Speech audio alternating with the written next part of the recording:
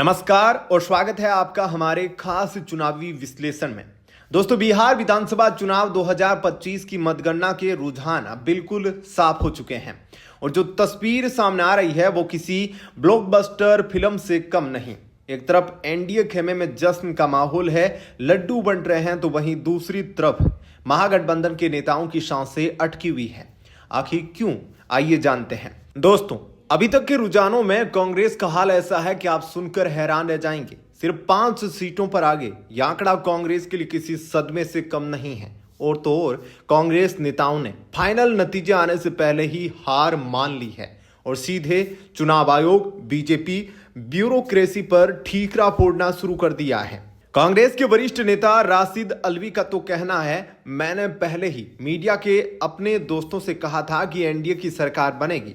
लेकिन अल्वी यहीं नहीं रुके। उन्होंने सीधे आरोप लगाया, जब बीजेपी, जेडीयू, ब्यूरोक्रेसी, आरएसएस, बेपनाह दौलत और चुनाव आयोग मिलकर लड़ेंगे तो उसका यही नतीजा होगा। उन्होंने दावा किया कि पहले चरण के चुनाव के बाद यूपी और हरियाणा के हजारों लोगों को बिहार भेजा गया और ब्यूरोक्रेसी पर दबाव बनाया गया।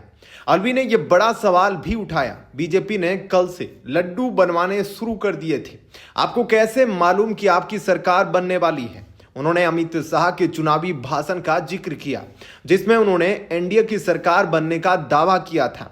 इसी कड़ी में कांग्रेस नेता उदित राज का बयान तो और भी विस्फोटक है। उन्होंने कहा, यह जीत बीजेपी, जेडीयू की नहीं, यह चुनाव आयोग और एसआईआर की जीत है। उन्होंने वोटर लिस्ट में गड़बड़ियों और चुनाव आयोग की भूमिका पर सवाल उठाए। उदित राज ने कहा, जब एनडीए की रैलियों में कुर्सियां खाली थी तो इतने वोट कहां से आ गए, ये लोकतंत्र की हत्या है। लेकिन दोस्तों, इस पूरे चुनावी महासमर में अगर किसी की जबरदस्त लॉटरी लगी है तो वो है युवा और तेज तर्रार नेता चिराग पासवान। उनकी एलजेपी रामविलास दोपहर 1 बजे तक 21 सीटों पर बढ़त बनाए हुए थी। 2020 के विधानसभा चुनाव में महज 1 सीट जीतने वाली पार्टी आज 20 से ज्यादा सीटों पर जीत का परचम लहरा रही है। चिराग पासवान की पार्टी का स्ट्राइक रेट एनडीए में सबसे बेहतरीन दिख रहा है। बिहार के वोटरों ने जिस तरह युवा बिहारी की चिराग की छवि को पसंद किया है, उसमें न सिर्फ बिहार में बल्कि केंद्र की राजनीति में भी उनको बड़ी मजबूती मिलेगी। याद कीजिए, 2024 के लोकसभा चुनाव में भी चिराग पासवान समेत एलजेपी रामविलास की 5 सांसद जीत कर आए थे। ये आंकड़े बताते हैं कि चिराग पासवान बिहार की राजनीति में एक नए सूर्य की तरह उदय हो रहे हैं। जहां एक तरफ चिराग पासवान की बल्ले बल्ले हैं, वहीं महागठबंधन में शामिल विकासशील इंसान पार्टी वीआईपी के मुखिया मुकेश सहनी को जोर का झटका लगा है। महागठबंधन ने मुकेश सहनी को डिप्टी सीएम का चेहरा बताया था। 15 सीटें हासिल करने के लिए सहनी ने पटना से दिल्ली तक की दौड़ लगाई, लेकिन बिहार विधानसभा चुनाव में उनकी वीआईपी पूरी तरह चित हो गई है। दोस्तों, आपको याद होगा 2020 में जब मुकेश सहनी एनडीए के साथ थे तब उनकी वीआईपी को 11 सीटें मिली थी और उनमें से 4 पर उनके प्रत्याशी जीते थे।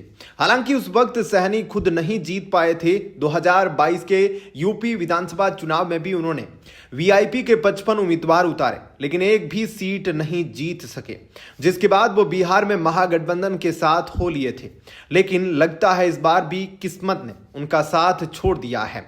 तो दोस्तों, यह थी बिहार विधानसभा चुनाव 2025 के रुझानों की सबसे बड़ी और सबसे सटीक रिपोर्ट। चिराग पासवान ने जहां अपनी युवा बिहारी की छवि के साथ धमाकेदार वापसी की है, तो वहीं मुकेश सहनी को बड़ा झटका लगा है। कांग्रेस और महागठबंधन के लिए यह नतीजे चिंता बढ़ाने वाले हैं। आगे क्या होता है, कौन बनाता है सरकार और बिहार की राजनीति किस करवट बैठेगी, इस पर हमारी नजर बनी रहेगी। हमारे साथ जुड़े रहे, चैनल को सब्सक्राइब करें और इस वीडियो को लाइक और शेयर करना न भूलें।